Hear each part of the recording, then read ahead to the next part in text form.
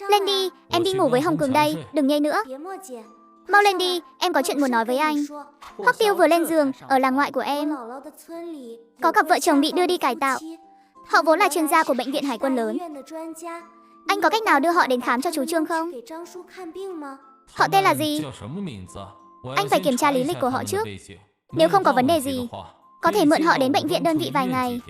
Kể cả họ không được, anh cũng sẽ tìm người khác, em không cần lo. Lăng Vãn vội vàng đem tên của vợ chồng giáo sư Chu nói cho Hoắc Tiêu biết, sau đó chạm vào cơ bụng của anh ấy rồi ngủ trong một nốt nhạc. Lúc nãy ở đồn công an làm chứng. Tại sao cô lại giúp Lăng Vãn? Tại sao lại hại bố mẹ tôi? Người nhà họ Lâm trừ hai vợ chồng Lâm Ngọc Cầm ra, những người khác đều bị bắt hết rồi. Bà già họ Lâm ngay tại chỗ bị tức đến mức phải đưa vào bệnh viện rồi. Cô nhìn cho rõ đi. Anh là người đàn ông của cô với anh mới là người một nhà. Họ không bóc lịch thì căn nhà này có thành của chúng ta không? Tiền có thành của chúng ta không? Nếu họ không vào đó, một sợi kim sợi chỉ của nhà họ Lâm cũng không đến lượt cô đâu. Cô nghĩ cho kỹ đi.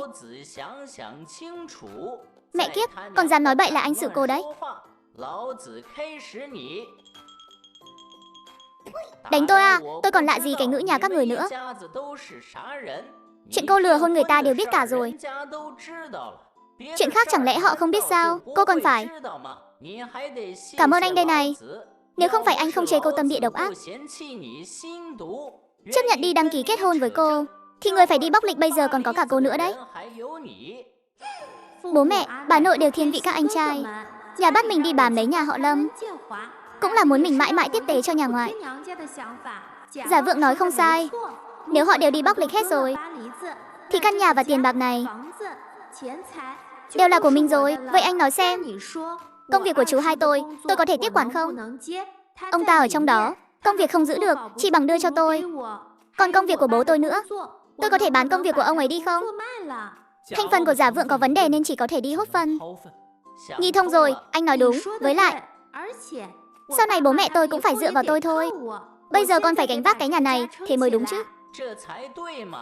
Nhân lúc trong nhà không có ai, phải tìm xem tiền trong nhà để ở đâu đã. Bà nội chữa bệnh cũng cần tiền. Cả gia đình họ đang bị tạm giam, lo lót trong đồn cũng cần tiền. Còn nữa, con muốn chuyển công tác, muốn bán công việc cũng cần lo lót cho lãnh đạo nhà máy. Bên này Lăng Vãn tỉnh dậy. Đã 11 giờ rồi, bên gối có để một tờ giấy. Bữa sáng đang được hâm nóng trên lò than. Anh đã xin nghỉ một ngày giúp em. Chuyện chuyên gia hôm nay anh sẽ xử lý ổn thỏa. Nét chữ của Hoắc Tiêu rất sắc sảo và mạnh mẽ, vô cùng có khí thế. Chữ như người vậy, người đẹp, tay đẹp. Chữ cũng đẹp nốt. Lăng Vãn ăn bữa sáng thay cho bữa trưa. Ăn xong liền dùng không gian nhẹ nhàng chuẩn bị một nồi thức ăn lớn. Mẹ Hoàng Quế Hương đi làm về nhìn thấy là xót ruột.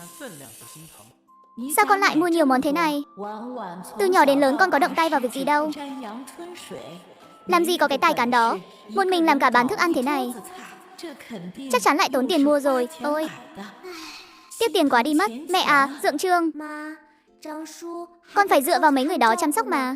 Con chuẩn bị đồ ăn ngon một chút, họ mới tận tâm được chứ. Hừ, đó là bố ruột của họ, đương nhiên họ phải chăm sóc rồi. Họ còn phải bỏ tiền ra nữa. Đúng, mẹ nói phải. Nhưng mà người con hiếu thảo như con thật sự không có nhiều đâu. Nhưng Dượng, Trương chính là túi tiền của mẹ mà. Nếu họ không tận tâm chăm sóc cho tốt, thì người chịu thiệt chính là tiền của mẹ đó. Mẹ à, đây gọi là bỏ tép bắt tôm. Con đó, đừng tưởng mẹ không biết con đang nghĩ gì. Con chính là muốn tiếp tế cho mấy kẻ vô ơn đó. Mẹ cứ nói xem có hả dạ không nào. Chị dâu cả đã chịu hy sinh như vậy, chúng ta chẳng lẽ không nên khuyến khích? Con thì làm lý lẽ rồi. Tối qua về mẹ có kể lể với bố con mấy chuyện đó. Kết quả là vừa nhắm mắt đã mơ thấy ông ấy bảo mẹ đừng mùi lòng, cứ thế nào thì làm thế nấy. Con nói nếu không phải ở dưới không cho phép, ông ấy đã lên tiễn từng đứa một đăng xuất rồi. Thế còn bà nội thì sao? Bố con có nói là tổ tiên nhà họ Lăng không gây áp lực cho ông ấy không? Bố con bảo là mấy ông bà tổ tiên đi đầu thai hết rồi, chẳng ai quản nổi ông ấy đâu. Ông ấy bảo nếu bà nội không có ai chăm thì cứ đưa bà vào viện dưỡng lão, lấy tiền của nhà họ Lâm mà chi trả phí ở đó. Ông ấy nói thì nghe nhẹ nhàng lắm. Nhưng con biết đào đâu ra tiền của nhà họ Lâm. Mẹ xem, chẳng phải ông ấy đang làm khó con sao? Anh Kiến Hoa định kiện nhà họ Lâm. Đợi hỏi các chú bên ấy, gửi mấy cái biên lai chuyển tiền về đây cho anh ấy. Thì lần này kiện phát nào là chúng phát đó thôi. Nhà họ Lâm mà không trả, tòa án sẽ cưỡng chế thi hành. Họ không những phải trả lại, mà còn phải bồi thường. Phen này nhà họ Lâm chắc chắn sẽ trắng tay. Tiền của phía nhà Quách Húc Dương chắc là không đòi được rồi. Không đòi được thì thôi, quan trọng là mấy người lớn tuổi đó, cứ tính từng người một, đều sẽ phải đi cải tạo cả đời. Lăng Vãn tôi bây giờ điều kiện nhất là tiền. Chút tiền viện dưỡng lão đó, cứ trả đi, coi như là thay bố làm tròn chữ hiếu.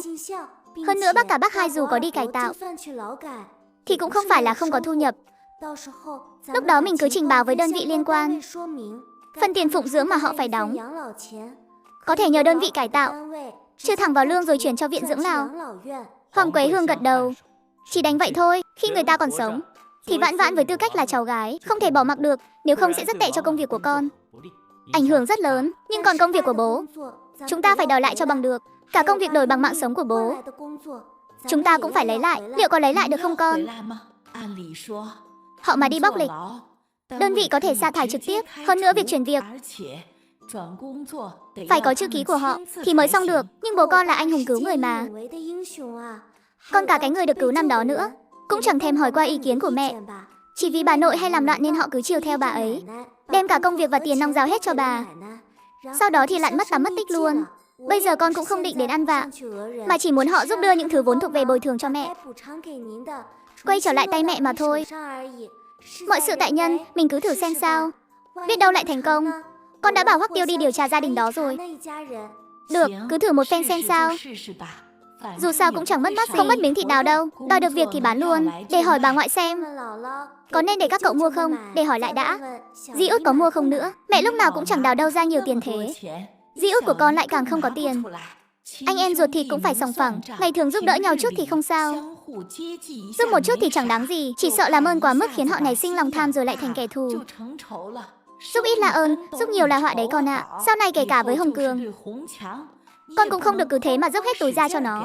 Người đàn ông của con là cán bộ, sau này chắc chắn anh ấy sẽ còn tiến xa hơn nữa.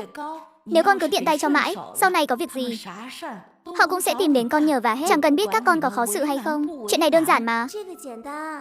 Cứ bắt họ viết giấy nợ, mỗi tháng trích nửa lương ra để trả nợ. Mẹ ơi, nếu mẹ không yên tâm thì cứ để bà ngoại đi lĩnh lương của họ. Nếu mẹ không tin bà ngoại thì mẹ tự mình đi lĩnh, có gì to tát đâu chứ. Đòi lại được công việc, chẳng lẽ lại không giải quyết được việc nhận lương sao? Ý kiến này hay đây. Được, cứ quyết định vậy đi. Cũng không cần phải đi lĩnh hộ đâu, chỉ cần viết giấy nợ rồi bắt họ trả hàng tháng là được, để họ biết là không phải cho không đâu. Ái chà, việc còn chưa đòi lại được mà tâm trạng Hoàng Quế Hương đã hớn hở, bay bổng lắm rồi. Đến bệnh viện, của nhiên cả nhà họ Trương đều đang ở trong phòng bệnh. Cũng may phòng bệnh cán bộ đủ rộng rãi cho mọi người. Lăng Vãn, hai mẹ con đến rồi à? À này Lăng Vãn, cơm nước chuẩn bị xong cả rồi. Chị dâu hai của em làm đấy. Đêm qua vợ chồng Trương Hồng Bân về nhà không ngủ, thì thầm đến tận sáng, tư tưởng vô cùng thống nhất. Đó là phải làm kẻ nịnh bợ xuất sắc nhất bên cạnh Lăng Vãn. Nếu không lấy lòng cho tốt, thì vợ chồng họ đúng là đồ ngốc. Mọi người có lòng rồi. Vãn Vãn cũng hầm canh gà rồi, cơm thức ăn nhiều lắm. Buổi tối không cần phải bày vẽ thêm đâu nhé. Ôi chao, tối nay nhiều thịt thế này là hơi to rồi dì Hoàng. Vãn Vãn, cơm nước ngày mai của bố cứ để tụi anh lo. Mọi người đừng làm nữa, làm nhiều quá ăn không hết lại lãng phí. Anh nói hay nhỉ? Vãn Vãn đã nói là lau phần cơm cho bố rồi. Anh làm anh cả mà còn ngăn cản không cho Vãn Vãn thể hiện sao? Anh làm anh cả kiểu gì vậy hả? Vãn, Vãn Nhi, con đừng nghe lời anh cả. Lời nó nói con cứ coi như nói nhảm đi. Ha ha ha, thật mệt mỏi quá. Hoàng Quế Hương không thèm để ý bọn họ mà trước tiên múc cho Trương Học Minh một bát canh gà. Húp canh gà trước rồi mới ăn canh viên rau xanh. Ông bị thương nặng, ăn nhiều vào một chút. Viên mắt Trương Học Minh đỏ hoe ngay lập tức. Vẫn cứ là Quế Hương tốt nhất. Nhìn mấy đứa con trai và con dâu xem, lúc chúng nó đến, hỏi một câu tôi thế nào rồi là bắt đầu giờ hỏi chuyện của Hoắc Tiêu. Tính toán cái gì trong lòng chẳng lẽ tôi không nhìn ra? Mấy ngày này ông đừng nghĩ ngợi gì, cứ yên tâm ăn uống. Tiểu Hoắc đã đi liên hệ chuyên gia giúp ông rồi, vết thương sẽ không sao đâu. Ông cứ yên tâm đi, Quế Hương à, nếu tôi mà bị liệt, 我要是瘫痪了， ông ấy chỉ sợ mình sẽ bị liệt nằm một chỗ. Đại tiểu tiện không thể tự lo, lúc đó Hoàng Quế Hương sẽ ghét bỏ. Bỏ rơi ông thì ông sống sao nổi, đừng có nghĩ quẩn. 你别想好事儿。 Nếu ông mà bị liệt, tôi sẽ lập tức ly hôn với ông. Không muốn ly hôn thì lo mà chữa bệnh cho tốt. Phối hợp với bác sĩ, nghe rõ chưa? Mau ăn đi. Ăn xong ai đi làm thì đi làm, ai đi học thì đi học, đừng có tụ tập hết ở phòng bệnh. Hoàng Quế Hương lên tiếng, mọi người trong phòng bệnh cúi đầu bắt đầu ăn. Buổi chiều, Hoắc Tiêu dẫn vợ chồng giáo sư Chu đến. Họ thấy Lăng Vãn thì sững người một lát, sau đó trao cho cô ánh nhìn đầy cảm kích.